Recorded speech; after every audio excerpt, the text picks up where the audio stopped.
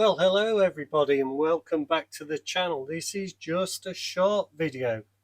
As you can see, I've got my British Diecast book in front of me, and if I turn to page 52, we've got the 28 series delivery van.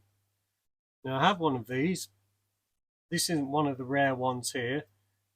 It's I think it's original, possibly, may have been retired somehow without taking the axles off. Anyway, this is a short video. How would you like me to restore this? What scheme? Viral, Atco, Dunlop, Swamp Ends, Osram, Fries, or indeed any other scheme you may have in mind.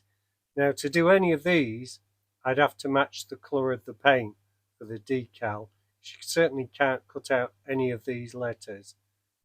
So this one's waiting for your input. Let me know what you think. Let me know the colour and any advertising scheme you would like to see. I look forward to hearing from you. Thanks for that. Bye now.